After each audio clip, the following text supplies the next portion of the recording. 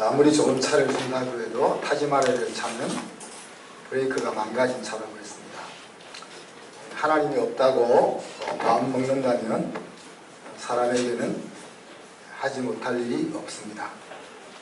그래서 날이 갈수록 사람들은 점점 하나님을 알지 않으려고 마음 먹고 그 결과 망가진 세상을 만들어내고 있습니다.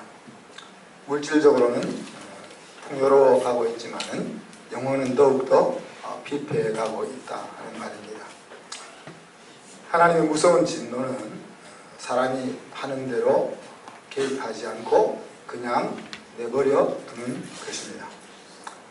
시편 기자는 이렇게 고백했습니다. 하나님이 뼈를 상하도록 눌러서 괴롭게 해주는 것이 복이다. 그 누름 때문에 사망의 길에서 돌이키게 되기 때문이다. 그렇게 자신의 경험에 비추어 노래하는 것입니다. 다윗이 하나님을 모른 채 행동할 때 하나님은 그의 모든 의도를 꺾어버리고 수치 가운데로 몰아넣었습니다. 덮어줄만도 한데 불륜으로 태어난 아들을 죽이셨습니다. 남의 아내를 간교하게 취한 잘못을 모든 백성이 보는 앞에서 자기 아내를 아들이 범하게 허락하셨습니다. 그렇지만 이런 하나님의 징계가 그를 하나님의 마음에 합한 왕으로 죽도록 이끌었고 하나님의 입에서 다윗의 길이라 하는 그 구절을 만들어내게 했었다는 겁니다. 우리 자녀가 하나님을 알지 않기로 마음을 먹으면 다른 세대가 된다 그렇게 말했습니다. 이것보다 더 무서운 일은 없을 것입니다. 지난 한 주간 여러분은 자녀들을 하나님을 아는 세대로 한 걸음 더 이끄셨다고 생각되세요? 오늘 하나님께서 아브라함을 믿음의 조상의 자리에 있게 한 시험에 관한 이야기를 함께 생각해 보고자 합니다. 바로 독자 이삭을 모리아산에서 번제로 바쳐라 하는 명령입니다. 1절에 보면 그 일 후에 이렇게 배경을 설명하고 있죠. 어떻게 보면 이 창세기 22장은 아브라함에게 있어서 마지막 테스트의 자리입니다. 아브라함의 부르심부터 지금까지의 여정을 간단하게 한번 돌아보면 12장 1절로 9절에 보면 아브라함을 부르셨습니다. 아브라함을 부를 때 그는 우상을 만들어 파는 장사인 아버지 데라 밑에서 아무것도 모른 채 살고 있는 사람이었습니다. 그렇게 부름을 받았을 때 그는 하나님을 잘 모르지만 모르는 가운데서도 응답했고 그래서 베델 동편으로 이주해서 그곳에 단을 쌓고 여호와의 이름을 불렀다. 그렇게 기록되고 있습니다. 12장 10절로 20절에 보면 기근이 찾아왔을 때 남쪽으로 점점 내려가게 되고 결국 에집트 땅에 가서 바로 왕에게 아내를 루이라고 불러 위기를 자초하게 되지만 하나님의 개입으로 그 위기를 모면하는 장면이 나옵니다.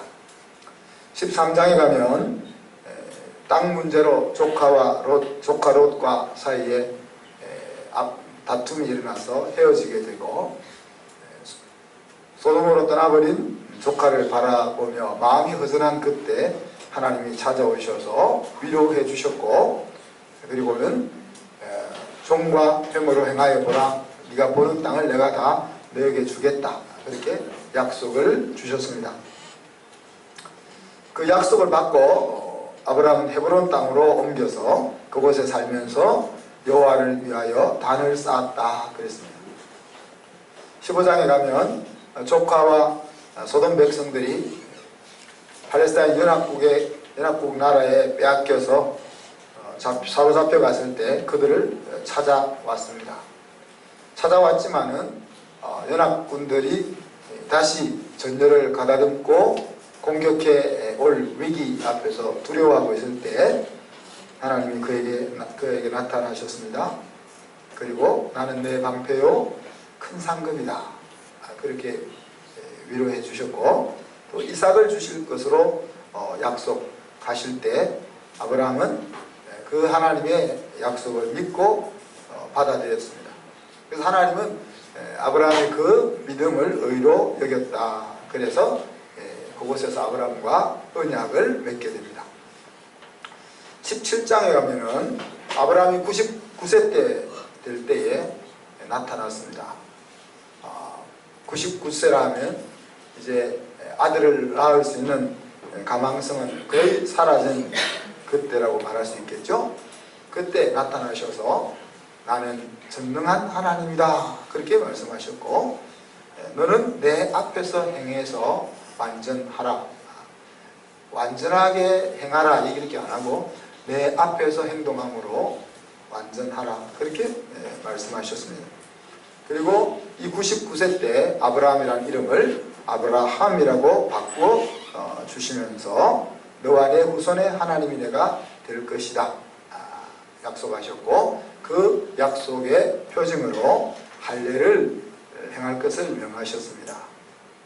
그렇지만 아브라함은 하나님, 제 나이가 99세니까 이스마엘이나 하나님 앞에서 살기를 원합니다 라고 말했지만 하나님은 그것을 거절하고 올해 안으로 너에게 이삭을 주시겠다 그렇게 말씀하셨습니다.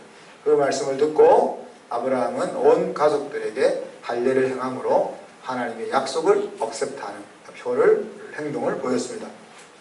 18장에 가면 소돔과 고모라를 멸망시키려 하실 때 하나님이 아브라함을 만나 주셨고, 그때 유명한 아브라함의 그 소돔 땅을 살리기 위한 기도, 중보 기도가 소개되고 있죠.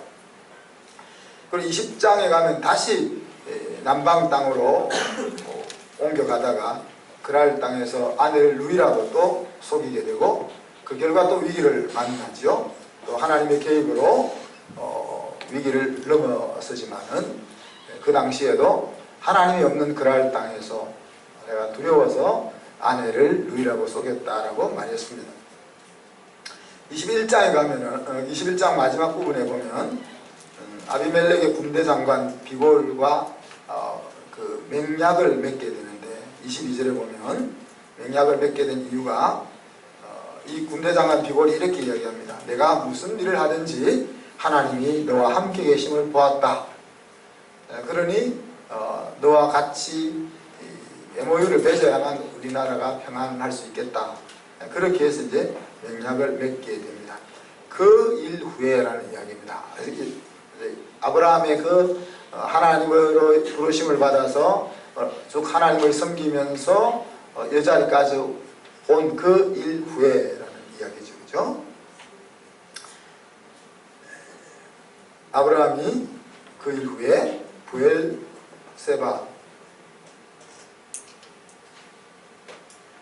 부엘세바는 어떤 곳인가 하면은 이스라엘 전 나라를 이야기할 때 단에서 부엘세바까지 그런 표현을 성경에 쓰죠.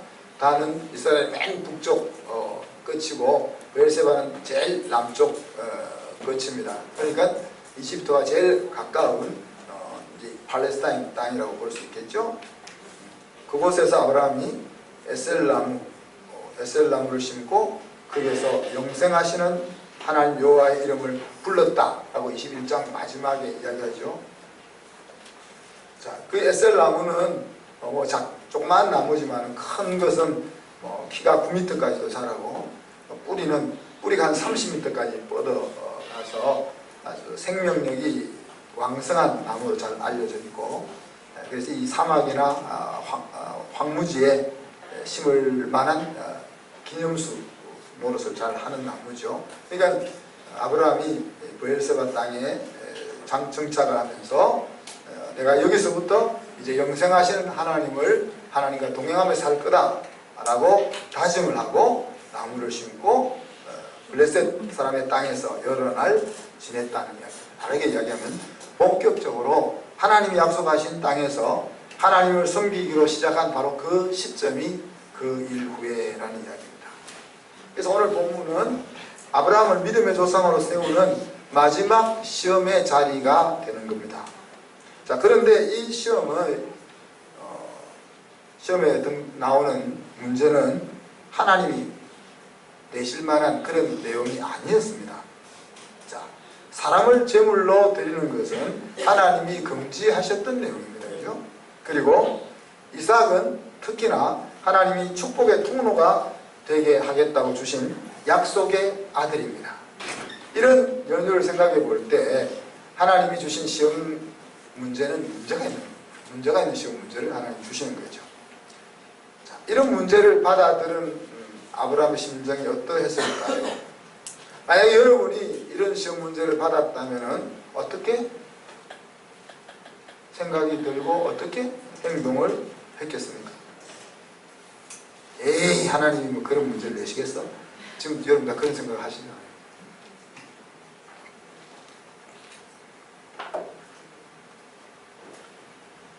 이 시험 답안지를 쓰는 과정 속에서 여러 위기들이 아브라함에게 찾아옵니다.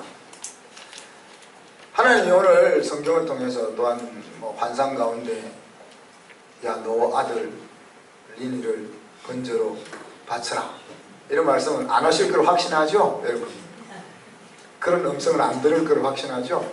전혀 이 창세기 22장이 하나도 겁이 안 나는 거예요.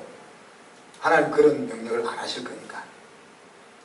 그러나 내 사랑하는 독자 이삭을 번제로 바쳐라 라는 명령은 안 하시지만은 똑같이 말도 안 되는 시험 문제를 우리에게 계속 주신, 안 그렇습니까 여러분?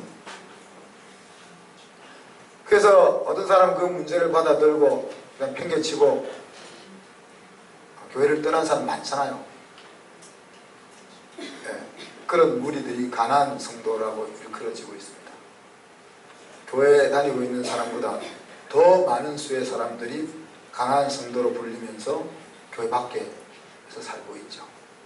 하나님이 주신 시험지가 마음에 안 든다는 거죠. 또 여러분들이라고 해서 그 시험지 문제를 지금 답을 잘 쓰고 있다고 말할 수도 없고, 대충 어디 구겨 넣어놓고 답지 안 쓰고 미루고 있는. 자, 그런데 아브라함은 아침 일찍 일어나 짐을 쌌다라고 오늘 성경이 이야기하죠. 자, 하나님이 약속한 땅까지, 모리아 땅 어디 어느 산, 그래서 어느 지점 이렇게도 좌표를 이야기하지 않고 야, 대충 어느 땅 그쪽에 가, 이렇게 이야기하는 거죠. 근데 그곳까지는 며칠 길이라고 했습니까? 3일이나 걸리는 길이었습니다. 자, 오늘 저녁까지 도착해야 된다 그러면 아침 일찍 짐을 싸야 되겠지만 3일이나 가야 될 길 같으면 아침 일찍 갈 이유가 없지 않습니까? 그럼 왜 아침 일찍 짐을 쌌겠어요? 밤새 아브라함이 얼마나 이 시험지를 안고 갈등과 고민을 했는지를 보여주는 그런 부분이죠. 더 이상 고민하다가는 시험지를 구겨버릴 것 같으니까 빨리 그냥 딱 덮고 일어나는 거죠. 그죠? 아마 아브라함은 밤새 잠을 못 잤을 겁니다. 그렇죠? 그리고 일찍 일어나 짐을 싸서 떠났습니다. 3일 길을 걸어가는 동안 계속해서 마음속에 의문이 찾아왔을 겁니다. 그렇죠? 또 아들이 질문을 합니다. 아버지, 나무는 있는데 불도 있는데 번제할 어린 양은 어디 있나요? 그렇게 물었습니다. 또 제단을 쌓습니다. 하나님이 이제 보여준 땅에 이르러서 제단을 쌓습니다. 제단을 쌓으면서 야, 지금 내가 무슨 짓을 하고 있냐? 이런 생각이 들지 않았겠어요. 그죠? 그리고 아들을 결박해서 제단에 눕히고 칼로 아들을 잡으려 했다. 자, 그냥 이삭을 죽여가 아닙니다. 죽여. 우리가 닭을 잡듯이 목을 한번 확 찔러서 죽이는 거 아니고, 여러분 그 제사장들이 그 제물을 바칠 때는 죽여서 각을 떠서, 그러니까 오늘 아브라함이 그냥 아들을 죽이려고 한 것이 아니고 아들을 제물을 잡듯이 눕혀놓고 각을 뜨고 그렇게 하려고 했다라고 성경이 이야기하고 있는 거죠. 이런 위기들을 다 넘어서서 마지막 시험 답안지를 아브라함이 쓰고 있다는 이야기입니다. 사랑하는 성도 여러분, 시험을 치르는 이유는 무엇입니까? 우리 학생들이 많이 있는데, 소원이 학교에서 시험을 치게 하는 이유는 뭘까? 시험 안 쳐? 5학년은? 시험을 왜 치게 할까? 잘 안 들려. 배운 거를 복습하려고. 아유, 훌륭하십니다. 우리 영희, 시험을 왜 칠까?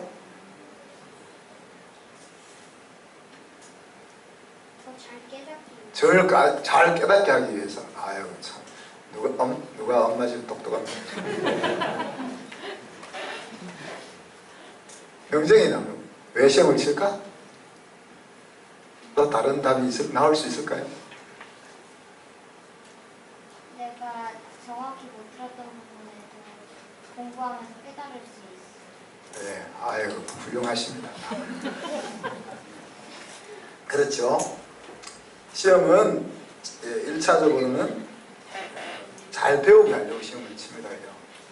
시험을 쳐서 학생들을 힘들게 하려고 시험을 치는 것이 아니라 잘 배우게 하려고 시험을 칩니다. 시험을 치지 않으면 학생들은 배우려고 안 하니까요. 자기가 좋아하는 부분은 시험을 치르지 않아도 스스로 배웁니다. 그죠? 그렇지만 특히 꼭 배워야 하는 부분은 그렇지 않을 경우가 많은 거죠. 왜? 내가 모르는 거니까. 모르는 것은 하기 싫어지니까, 힘들어지니까. 세상 나라는 등수를 나누기 위해서 시험을 치르게 합니다. 그죠? 시험을 쳐서 너는 합격, 너는 불합격, 너는 몇 등, 너는 몇 등, 너는 이 자격을 가질 수 있어, 너는 자격을 가질 수 없어. 그러기 위해서 시험을 칩니다. 그러나 하나님의 나라는 나를 알고 내가 할 수 있는 것이 무엇인지, 또 얼마만큼 할 수 있는지 그것을 알기 위해서 시험을 보는 것입니다. 우리 학교도 이제 이 하나님의 나라 관점에서 시험을 보게 해야 되는데 아직 그까지 다 못 이룬 거예요. 인간의 죄성을 뛰어넘는 방법을 우리가 잘 몰라가지고 아직 그 관점까지 이르지는 못하고 있습니다. 자, 근데 이 부분만 있는 것이 아니고 또 시험을 칠 때는요, 상을 주기 위해서 시험을 칩니다. 상을 어떻게 주어야 합니까? 우리 초등학교 부모님들 보면요, 우리 애한테 상을 좀 줘서 치열합니다. 줘야 된다. 근데 만들어서 상을 주면 상이 어떻게 되고 우습게 되지 않겠어요? 상이 요한이한테 예를 들어서 체육 특기상 이런 거 주면은 상이 우습지 않겠습니까? 그렇잖아요. 아는 특기상인데 요리상 이런 거 주면은 상이 우스워지지 않겠어요?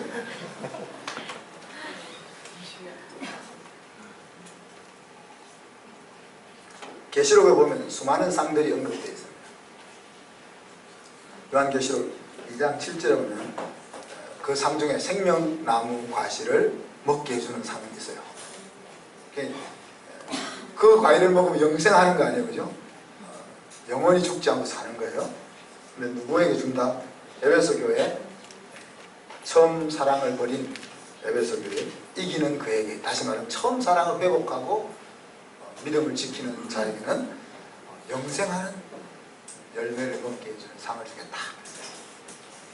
계시록 2장 26절에 보니까 만국을 다스리는 권세를 상으로 주겠다 그랬어요. 누구에게? 이게 두아디라 교회에게 한 이야기니까 이세벨을 용납하는 그 교회에서 이기는 자와 끝까지 내 일을 지키는 사람에게. 라오디게아 교회에는 이런 상을 여겼어요. 예수님의 보좌에 앉게 해주겠다. 그렇게 이야기했습니다. 어떻게? 네. 뜨뜻미지근한 사람들로 가득 차 있는 그곳에서 확실한 믿음을 지켜낸다면, 이렇게 상을 주기 위해서 테스트가 주어진다는 이야기입니다. 다르게 이야기하면 우리가 이 땅에서 이렇게 살아가고 있는 중요한 이유 중에 하나도 하나님의 나라에 갔을 때 나에게 어떤 상을 줄까 하는 것들을 거리를 만들게 하기 위해서 우리에게 이 긴 시간의 기회를 주고 있다는 것입니다.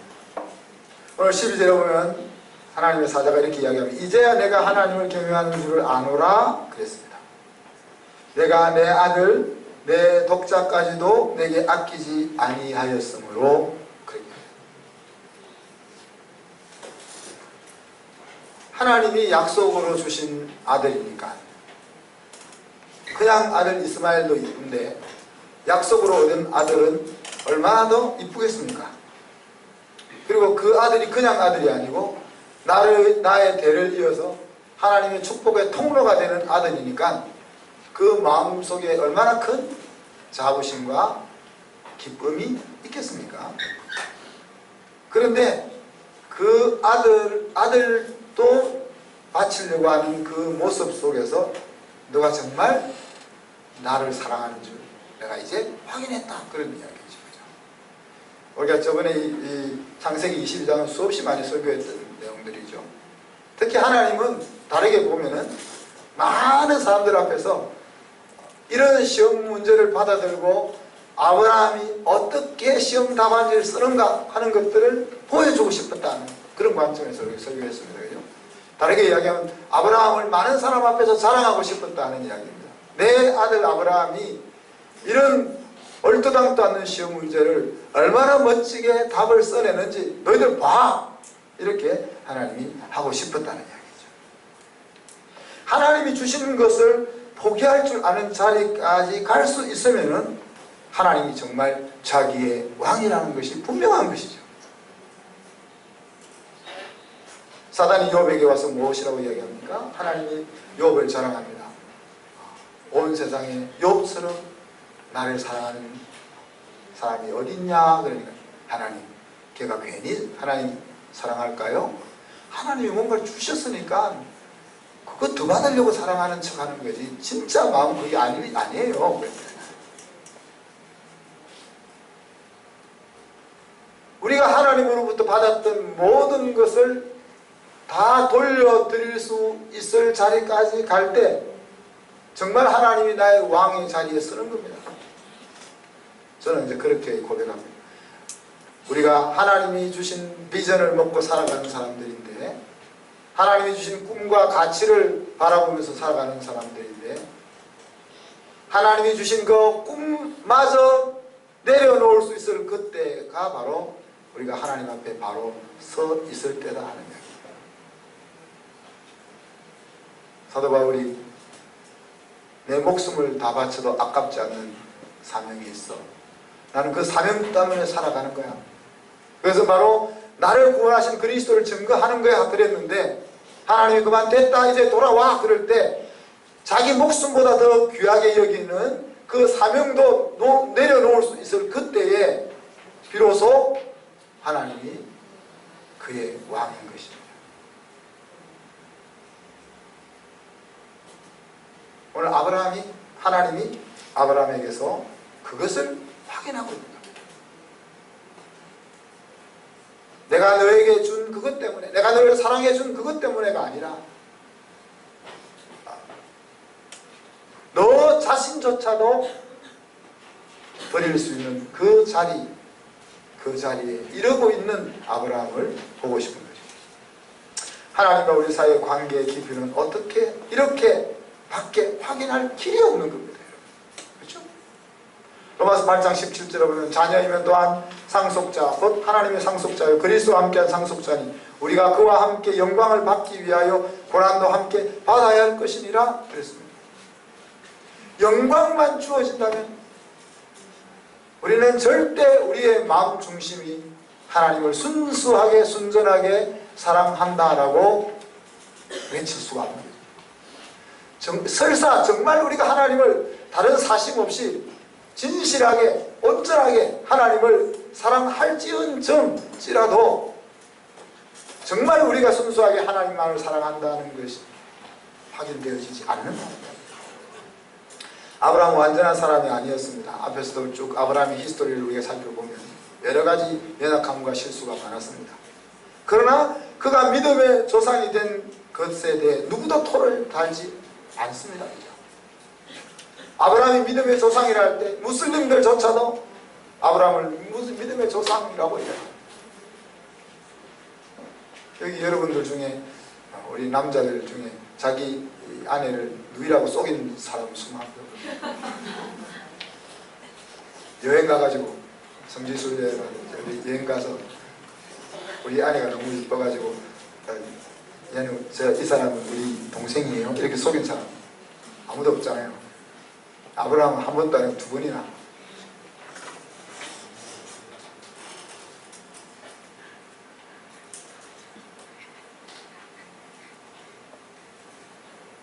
그렇지만 아브라함은 바로 이 시험을 지나서 그 믿음의 조상의 자리를 확보했기 때문에 누구도 그가 아브라함의 믿음의 조상이라는 것을 걸고 넘어지지 않는다는 이야기예요. 하나님의 의도를 알지 못하였던 아브라함이 어떻게 하나님의 부당한 명령에 순종할 수 있었습니까? 여러분 이 당시에 아브라함이 하나님이 숲속에 머리가 걸려있는 뿔이 걸려있는 염소를 예배놓고 있다는 것을 알았어요? 몰랐어요? 몰랐잖아요.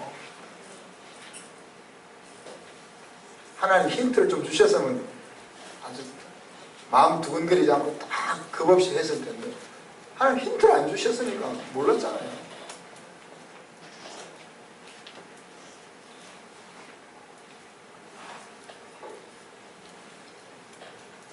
히브리 11장 17절로 19절에 보면 아브라함은 시험을 받을 때 믿음으로 이삭을 드렸다. 그래서 그 힌트가 없었음에도 몰랐음에도 불구하고 시험을 잘 치를 수 있었던 이유는 믿음이었다 그랬는데 그 믿음은 어떤 믿음이었는가 하니까 그런 약속들을 받은 자로 돼 그 외아들을 드렸으니라 그에게 이미 말씀하시기를 내 자손이라 칭할 자는 이삭으로 말미암음이라 하셨으니 그랬어요.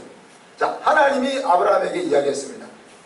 아브라함은 하나님 내가 이제 나이가 99이니까 하나님이 아무리 약속으로 내 아들을 주시겠다고 했지만 이거 안 되는 것 같아요. 그러니까 이 서자 이스마엘을 내 후계자로 세울게요. 그랬을 때 하나님 뭐라고 했어요? 아니다.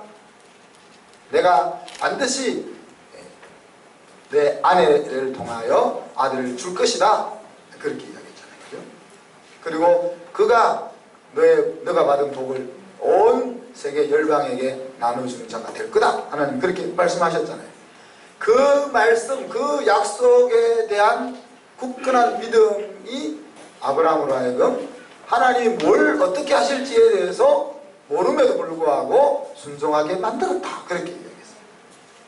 자, 그 다음에 19절에 보면 그가 하나님이 능히 이삭을 죽은 자 가운데서 다시 살릴 줄로 생각했다. 자, 하나님이 이삭을 축복의 자손으로 세우겠다고 하셨으니까 이 말은 천지가 무너져도 반드시 이루어질 것. 그렇다면 하나님이 이 아들을 죽여라 하니까 안 죽일 수는 없고 죽이겠는데 죽이면 하나님은 얘를 다시 살려서 살려놓아서 믿음의 축복의 통로로 삼을 거야 라는 생각을 가졌던 거죠. 그래서 히브리 기자는 아브라함의 행동을 아브라함의 믿음을 비유컨대 그를 죽은 자 가운데서 도로 받은 것이니라. 이미 아들을 죽였다는 얘기예요. 아브라함의 마음에서는 이미 아들은 죽었어. 그리고 그 죽었던 아들을 하나님이 다시 살려놓은 거더라고요. 그래서 히브리 기자는 이 아브라함의 신앙을 부활신앙으로 바라보는 겁니다. 하나님의 말씀을 말씀 곧이곧대로 믿는 그 믿음이 아브라함을 순종케 했고, 아브라함은 예수 그리스도가 첫 열매로 죽었다가 살아나는 그 부활을 보기도 전에 그 부활신앙을 가질 수가, 표현할 수가 있었던 것입니다.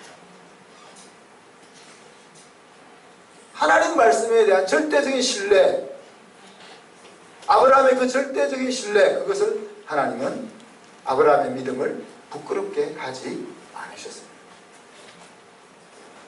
하나님, 아브라함이 이렇게 믿었는데 진짜 죽여놓고는 안 살려주면 아브라함의 믿음이 뭐가 되겠어요? 말씀을 마무리합니다. 성경 속에서 하나님과 가까운 관계를 가진 부러운 사람들이 여러 있죠? 저는 모세가 부럽습니다. 왜 부러울까요? 하나님이 모세에게는 다른 사람과 같지 않고 친구처럼 대하시니까.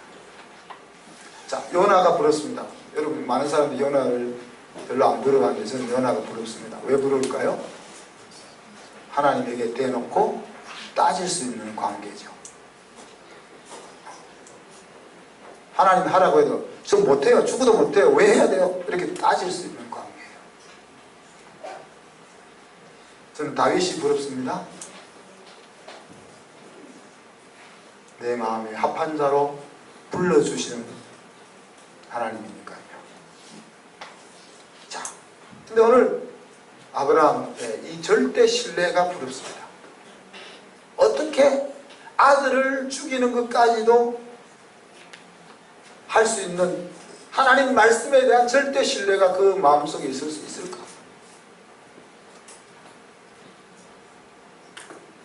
저는 신뢰를 좀 잘하는 성향이라서 우리 집사람이 이 정도 이러면 세상이 끝날 때가 되고 태생적으로 안 믿어지니까. 신앙과 관련된 네 단어를 우리 새가족반에서 다루죠. 첫 번째는 불신입니다. 불신은 뭘 말한다고 했습니까?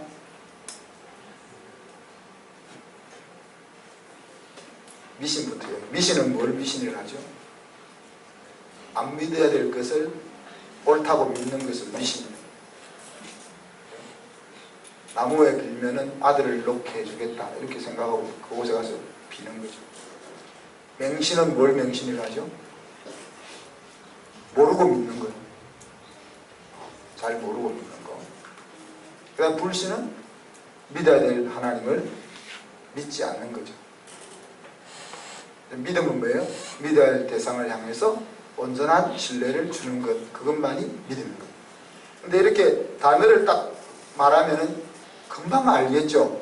불신, 미신, 맹신, 믿음 딱 전부 다 다르잖아요. 근데 일단 우리 삶의 행동 속에서는 아주 비슷합니다. 자, 여기서 말하는 믿음, 이 절대 신뢰란 무엇입니까? 이해되지 않지만 이유가 있을 거야 라고 생각하면서 일단 믿어주고 같은 편이 되어주는 그런 관계입니다. 절대 신뢰 관계라는 거죠. 하나님이 하신 말씀이 지금 이해가 안 돼. 그렇지만 하나님이 이렇게 말씀하실 때는 내가 지금 이해 못하고 있지만 분명히 무슨 이유가 있을 거야. 그런 생각을 가질 수 있었던 거죠, 아브라함이. 여러분은 신랑이 여러분에게 여보 나 이거 해야 돼. 그런데 나는 이해가 안 돼. 그럴 때 우리 신랑이 나는 모르지만은 아마 특별한 이유가 있을 거야. 이렇게 해주는 사람 손 들어보세요. 아무도 없어요. 진짜 아무도 없어요. 해줄만한 사람, 예, 전명장은 해줄만해. 또 거꾸로 우리 아내가 말도 안 되는 소리를 할 때, 우리 여자들은 주로 말도 안 되는 소리를 많이 합니다. 할 때 그래 우리 아내가 저렇게 말할 때는 분명히 무슨 이유가 있을 거야. 이렇게 해주는 사람 좀 신랑이 김태환 씨는 충분히 그러거나 성석형제도 그러거나 정식형제도 그러거나 광채입사가 손을 안 드는 게 좀 이상하네.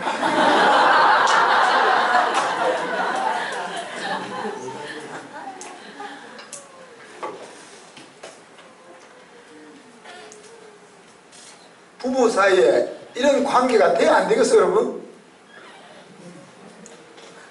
웃으시네. 그랬다가 난리 날 것 같아서 못 그러는 거잖아요, 그죠? 나는 하나님께서 우리 신랑의 약한 부분을 지켜라고 보내셨어. 이 생각이 더 큰 거 아니에요? 그죠? 나는 우리 아내의 모질라는 모습을 잘 보호하라고 하나님 나를 맺어주셔서 이 생각이 우리한테 더 큰 거잖아요. 대답을 안 하시네. 자, 부모 자녀 사이는 어떻습니까? 부모와 자녀 사이에 이런 절대 신뢰관계 구축. 자, 여러분 절대 신뢰할 수 있는 친구가 있으세요? 다윗과 요나단처럼 친구가 하나 와서 야, 나 1,000,000원이 필요한데 나 좀 줘. 그렇게 이야기할 때 돈이 없으면 못 주지만 내가 아내 몰래 공쳐놓은 돈이 있으면은 줄 수 있어요? 오, 이야, 그 집은 오늘 하트 내야겠네. 아내, 남편, 아들 할 것 없이 한턱 내셔야 돼요. 오늘 제 집에 가서 한턱 드셔도 될 것 같습니다. 한솔에 사시는 분들. 여러분, 여러분이 힘들 때, 여러분이 정말 친구한테 가서, 야, 친구야, 나 1,000,000원이 필요하다. 이렇게 말할 수 있는 사람이 있어요, 손들. 어유, 감사합니다. 이런 사람이 없으면 우리 헛사람 거 아니에요, 헛사람. 하나님에 대해서도 오늘 아브라함처럼 하나님이 말도 안 되는 이야기를 우리에게 하실 때 그래, 무슨 이유가 있을 거야. 저는 이런 관계 속으로 저도 가고 싶고 여러분도 함께 갔으면 좋겠어요. 이런 관계가 구축될수록 우리의 인생은 재밌고 살만한 인생이 되는 겁니다. 절대 신뢰의 자리에 여러분 모두가 이르기를 주님의 이름으로 축복합니다.